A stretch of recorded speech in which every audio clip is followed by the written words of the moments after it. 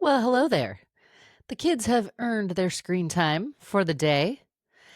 So I thought I would hop on the mic and do what is a little bit, not a little bit, it is a sequel to an earlier episode I did about maybe a year ago that was called Five Stats About Adversity That May Surprise You, something like that. So that was actually one of my top 10 episodes. This is a sequel to that episode. All right, so lie number one. The first lie we tell ourselves about adversity. So, this one, if I were stronger, this wouldn't hurt. I'm sure a lot of my guests who I've interviewed have gone through disease, cancer, major accidents, disabilities, situations that are difficult to go through. And what can often come in our heads when we're in the middle of adversity is if I were stronger, I should be okay. I should be dealing with this better. So many of my guests have proven the point that feeling pain is actually not weakness, more of a strength because you're actually confronting the pain versus numbing it or taking it out on other people. In episode 29 on narcissism with Professor Vaknin, we talk about narcissists and how they basically have no ability to self-regulate, so they use other people. So if you're able to self-regulate, feel pain, and calm yourself down, you are actually emotionally mature, strong human, right? So that lie, if I were stronger, this wouldn't hurt, it's a lie. The people that take things out on other people, narcissists, people with anger management issues, that's actually quite weak because they mask how they feel because they actually can't face those feelings. So if it's hurting, that means you're actually feeling it and you're not taking it out on somebody, which is good for you. Lie number one. Lie number two that we tell ourselves during adversity. Time heals everything. Actually, it doesn't. It doesn't heal everything. I don't know who said this, but healing heals everything. So you could be 40 years past something, and if you haven't dealt with it, doesn't matter. I think what I've learned through therapy, through my guests, I've had therapists on the podcast, healing, you actually have to feel to get through it. There's the three different ways. There's like buffering, processing. I don't even know what the other one is, but if you're buffering, you're kind of just like staying busy and not actually feeling it. To actually process, you can't be distracted. You have to actually feel the anger or the grief or the frustration. So it's actually what you do with the time that matters when you're healing, not just how much time has passed. So keep that in mind. Time does not heal everything. Inner work on yourself heals it. And the more you do it, the faster you heal, I think. All right, lie number 3 here that you tell yourself during adversity. Everyone else is coping better than me. I'm going to call bullshit on that.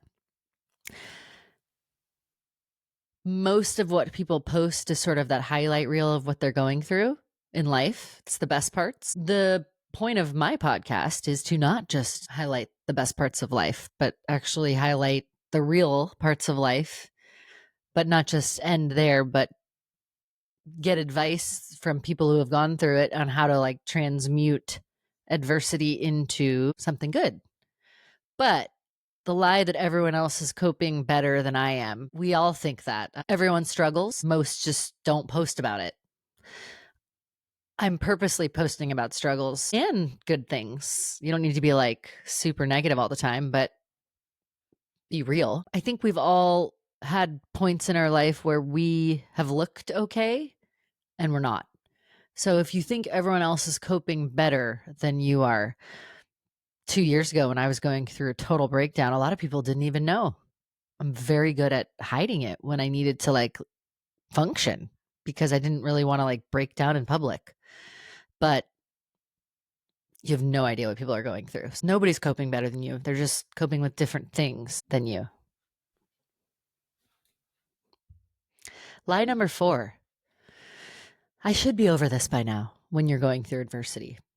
Total lie. There is no timeline for healing based on the therapy I've done, based on what I've read, and based on what my 25 guests have said. It doesn't have like a clock in, clock out timeline of this is when you heal from this type of abuse or this grief, trauma, growth. They don't really follow a schedule. And I think everybody's different. Depends on where you're at.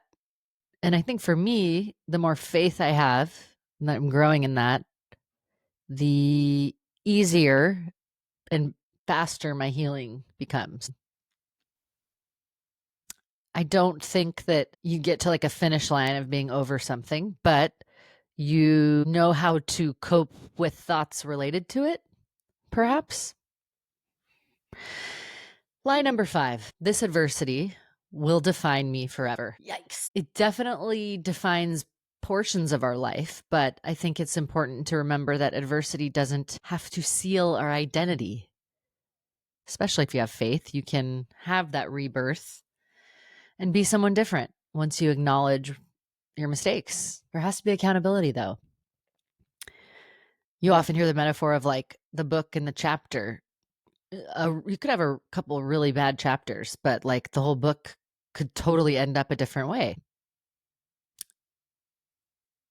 It's definitely a twist in the plot when you don't expect adversity that's going to come your way. Maybe some adversity we do expect and we're like, okay, yeah, that happens. But when it's the kind that you don't want, I think I've felt that where you think this is going to define me forever. Definitely thought that two years ago when I was going through narcissistic abuse bullshit.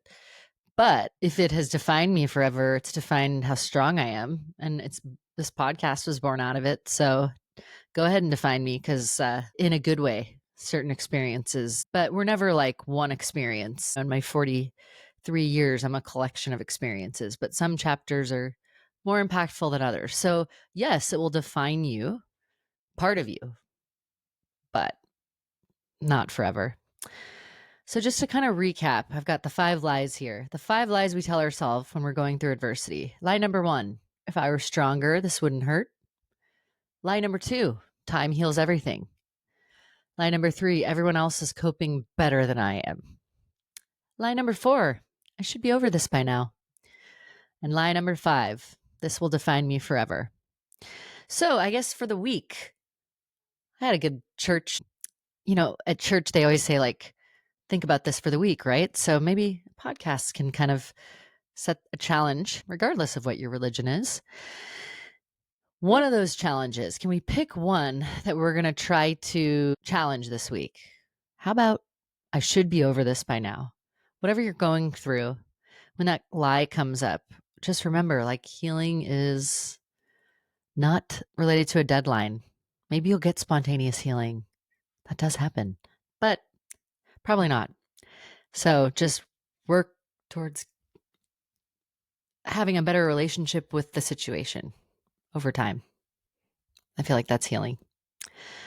All right. Well, if you liked this episode, go ahead and follow, review, blah, blah, blah, blah. Hopefully, you will be aware of those 5 lies if they present themselves to you this week when you're going through adversity. They all mask truths about adversity. It will not last forever. It won't define you. And no one else is coping better than you. Time doesn't heal everything. Active work heals everything. And if you were stronger, this wouldn't hurt.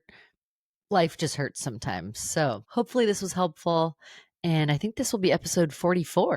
And then I got another episode 45 with Meryl coming out about narcissism in the workplace.